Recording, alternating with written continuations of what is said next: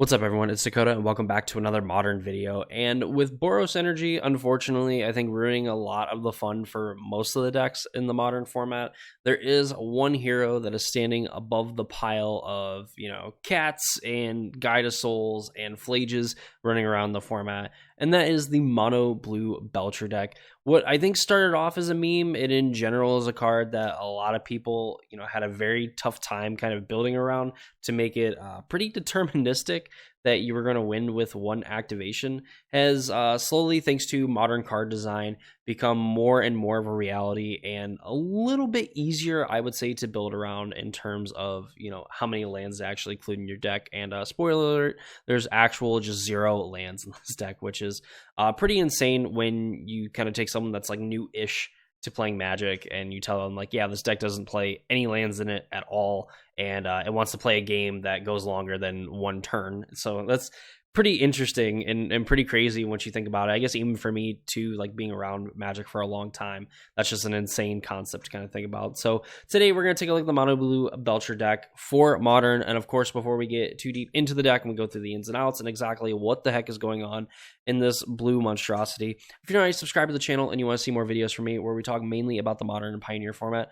as well as doing some other longer form videos or kind of fun, just kind of neat thought experiments and things like that. So if any of that interests you, please consider subscribing and ring that notification bell so you know when those videos get posted. And if you'd like to support my content even further, you can go down in the description down below and join my Discord server totally for free. Just go ahead and follow that link and join as well. I would love to have you over there. And of course, you can follow me on Twitter as well, and my Twitter handle is in the description down below. Finally, if you are interested in playing this deck, but you don't have any of the cards online, well, you're in luck. You can go follow the link in the description down below to my Mana Traders code, which will allow you to then sign up for Mana Traders and end up getting 5% off of your monthly subscription. It's a cool, easy, like I've had my subscription for about 5 years at this point between, 2 different stints, and I've been absolutely in love with Mana Traders. It's super easy to swap out cards and get to play the decks that I want to play, especially being a content creator as well. It makes it so easy to get the cards that I want for the decks that I want to play. If you end up getting so high in your loyalty, you get access to new sets as early as the next day of their release. And on top of all that, they have a free tournament series that you can participate in. You can get prizes for doing well into their qualifier rounds. You can do very well in their Swiss events and make a little bit of money too along the way, buy and sell ticks, all that fun stuff. So if any of that is of interest and you don't already have a Mana Traders account, you can go ahead, sign up for it using my link in the description down below. And then, like I said, you'll get 5% off your account, as well as helping me out on the channel as well, which I do greatly appreciate. Now, with all that out of the way, let's go ahead and talk about this insane Belcher deck. So for the uninitiated, when people talk about Belcher, they're talking about this card, Goblin Charbelcher. So Goblin Charbelcher is a 4-mana artifact that you then have to pay 3 mana and tap it. You reveal cards from the top of your library until you reveal a land card. Goblin Charbelcher deals damage equal to the number of non-land cards revealed this way to any target. If the revealed card is a mountain, Goblin Charbelcher deals double that damage instead. Put the revealed cards to the bottom of your library in a random order, or in any order.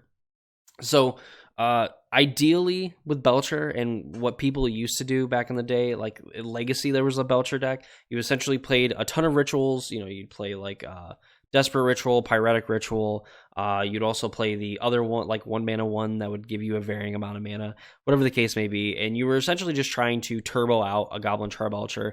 And you were playing like 1 land in your deck. It was like a mountain, so then you'd only have to reveal ideally 10 cards to a Goblin Charbelcher to deal 20 damage to your opponent if you ended up hitting that land. Also having other ways of getting the land out of the deck. And that's kind of how decks like this were built up until recently, thanks to the introduction of MDFCs, which are cards like Hydroelectric Specimen, where on one side, their spell, they do something, and then on the back side, their land.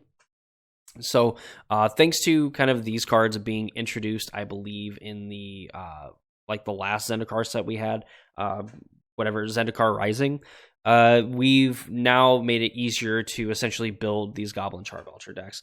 And like I said before, up until like MH2 around that time, I would say like 2021, 2022, maybe modern, you were essentially green-red. You were trying to recross the paths to stack your deck. You were basically then getting to a point where you're going to draw enough rituals to where you're going to be able to play them, play a Goblin Charbelcher, maybe get like a Pact of Negation so that you could counter a counter spell or a removal spell or whatever for the Goblin Charbelcher. Something, any way that your opponent could potentially disrupt you from doing it, you were going to have essentially all bases covered when you had a Goblin Charbelcher. For some reason, it's also one of the hardest cards for me to say on the stack or already on the battlefield. Obviously, that's not what's happening in this blue deck. So it's playing a relatively fair game plan, all things considered, being a Goblin Charbelcher deck. We are just trying to naturally play our land drops and then suspend this card, Lotus Bloom, ideally on turn 1. So essentially, we get to pay 0 and suspend it with 3 time counters on it, and at the beginning of your upkeep, we remove a time counter. So by the time we get to turn 4, we remove the last time counter and we get to cast a Lotus Bloom. So ideally here, you end up playing 4 lands. You end up playing your Jawari Disruptions, your Sink into Stupor, Suppression Ray, Hydroelectric Specimens, your Seagate Restorations, whatever the case may be. You end up putting 4 lands into play. You are then able to cast a Goblin Charbelcher and then use the mana from Lotus Bloom to activate the Goblin Charbelcher. And if your opponent plays a ring on the turn before you're able to do it, well, guess what? You can do this on their upkeep because Goblin Charbelcher doesn't have the restriction of activating it as a sorcery. You can just end up doing it in your opponent's upkeep, and there's a very good chance they're not really going to have any sort of way of getting to deal with this. So obviously, with a deck like this, we're looking to hit our land drops, and obviously we need the Goblin Charbelcher so we can go for it on turn 4. And between Philagi Archaeologist and Thundertrap Trainer, it does give us a little bit of consistency for the deck as well as having something to do that isn't just these kind of like okay-ish cards that have the benefit of also being lands on the other side. So Philagi Archaeologist, typically seen in like the Espergorios deck, as a 2-mana 0/3, it enters and you mill 3 cards, and then you can put a non-creature, non-land card from among them, from the milled cards into your hand, and if you don't, it gets a +1/+1 counter. We're hoping this thing doesn't get a +1/+1 counter. It's very unlikely that it gets a +1/+1 counter. But, the non-creature, non-land cards, we can go find like Lotus Bloom, Charbelcher, ideally Charbelcher. Or, if we're just looking for lands, Philagi Archaeologist technically does find us lands because of these MDFCs just being being spells on their front side. So that does also kind of give us a chance to find lands. Thundertrap Trainer essentially can do the same thing where we look at the top 4 cards and then you can reveal a non-creature, non-land card from among them, put into your hand. Again, follows the same rules with finding like Goblin Charbelcher. This does give us a little bit more, it lets us dig a card deeper as well to kind of find what we're looking for. Of course, this can also find things like Disrupting Shoal and Pact of Negation and Flare of Denial, and these be ways that we can counter spells for free. Because as I kind of pointed out with like the green-red example, where you kind of just want to protect the Charbelcher at all costs while it's on the stack or when you're going to activate it, if for some reason your opponent's somehow able to interact from the time that it resolves to when you actually need to activate it. So, it gives us a little bit of consistency here with these 8 creatures.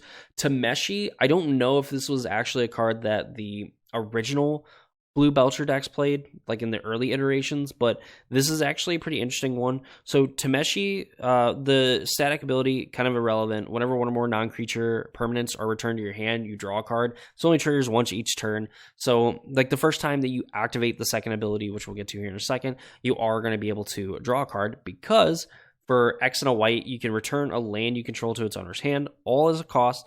And then you can return target artifact or enchantment card with mana value X or less from your graveyard to the battlefield. Activate only as a sorcery. So essentially with Tameshi, you're able to, and a Lotus Bloom. This is kind of the thing that people would do. Or even if you have like a Lotus Bloom in your graveyard, if you're able to produce white mana, which I believe like the Suppression Ray, obviously you have the backside that can produce white mana, also kind of helps with this. So you can use Tameshi, ideally with a Lotus Bloom. So you generate 3 white, you end up paying a white, so you have 2 left over. Activate Tameshi, return a land, and then you return Lotus Bloom to the battlefield. Then you can crack it for like 3 blue, and then you end up going down to 1 white. You have 4 mana left over. You get the Lotus Bloom back. You pay 7 mana. You can do this hopefully enough times. Also with this, you're able to bring back a Goblin Charbelcher. And I'm not sure how the math works. I think you generate 2 mana through each loop. So then you go down to 2 to activate, you go up to 5, down to 4, up to 7, down to 6, up to 9, and then you're able to actually bring back a Belcher from the graveyard with the Tameshi, and then also have enough mana to activate it as well, if my math is correct there, which I believe it is. So actually pretty sick that you can do that with Tameshi, and I didn't really realize it or really put the two together until right now. But yeah, Tameshi ends up giving you an ability with like a Lotus Bloom and 4 lands in play to get back a Goblin Charbelcher and then activate it to end up killing your opponent that same way. So really neat stuff here. Typically you'd see this in other unfair ways, but I guess this also can kind of count as one of those things. And yeah, there's 4 Word of Invention here as well. Allows you to search for an artifact. This is technically just a way that you can ramp. You can just play your 3rd land, say go, and then cast a Word of Invention for X equaling 0. Go get a Lotus Bloom, and then obviously you play your 4th land, play Charbelcher, Lotus Bloom, crack, activate, win the game. So definitely a deck that has a lot of consistency going on here. They can win the game on turn 4, and it can win the game through disruption as well, thanks to cards like, again, Pact and Negation and Flare Denial if we have like a Falaji Thunder Trap, decide to play a Hydroelectric Specimen, or even Subtlety. Subtlety is like also a way that we have essentially access to a free counterspell in Flare Denial. Basically, we can pitch a blue card to evoke the Subtlety, put it into play, even if we don't have necessarily a target for the Subtlety. We can then sacrifice it to Flare of Denial to just straight up counter a spell. It's 3 cards for 1, but when you're spending 3 cards out of your hand to ensure that you are winning the game, some would say that it's pretty worth it.